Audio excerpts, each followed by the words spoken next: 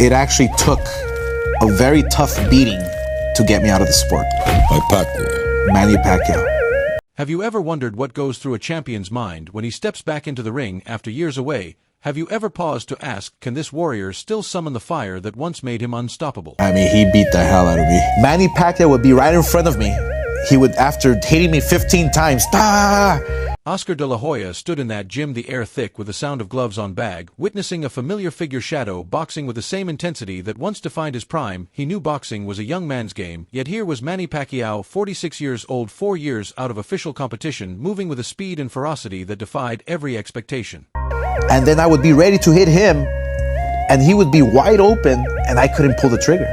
I just couldn't pull the trigger. De la Hoya had come to see if the legend still lived in those fists, and what he found was a fighter who had come back not for nostalgia, but for the visceral thrill of battle.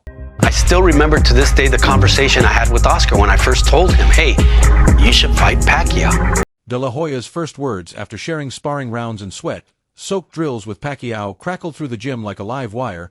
He didn't face the years that had passed, he didn't sugarcoat his own legacy or the weight of Pacquiao's storied past. He simply spoke voice-tight with respect and disbelief about the heart. He saw in every jab the passion in every combination and the undeniable spark that still danced in Pacquiao's eyes. Oscar laughed. He's too little. He's too little, that guy. There is a difference of almost 20 pounds.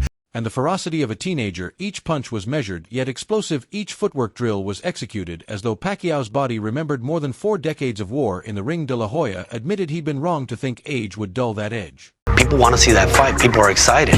He's the guy that's coming up.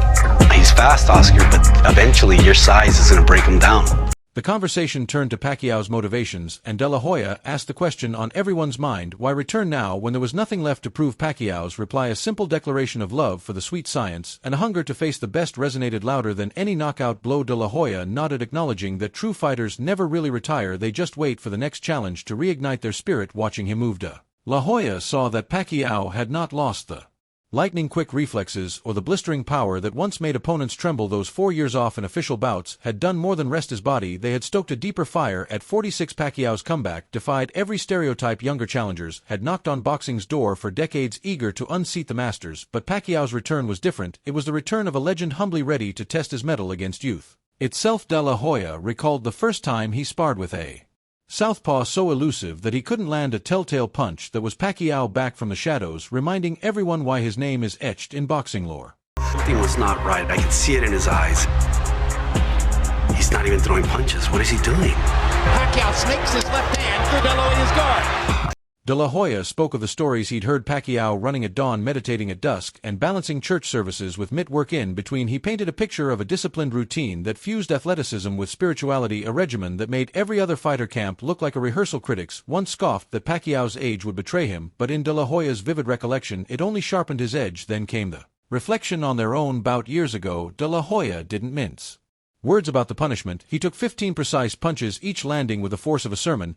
He spoke candidly of walking into the ring underprepared, of weight-cut mistakes that drained his strength, and of the moment he realized he was facing more than a man, he was facing a force of nature that memory. De La Hoya confessed had haunted him, but now it served as a testament to Pacquiao's enduring prowess. De La Hoya shifted to the nuances of sparring etiquette, telling how Pacquiao's camp forbade cameras yet fostered an atmosphere of trust and respect. He described clandestine footage, brief glimpses of Pacquiao's training that leaked out, yet always guarded by a code of honor that no true fighter would break. In those hidden clips, Pacquiao moved like a man half his age, his combinations crisp, his angles unpredictable. De La Hoya noted that even in private sessions the warrior's instinct remained razor-sharp.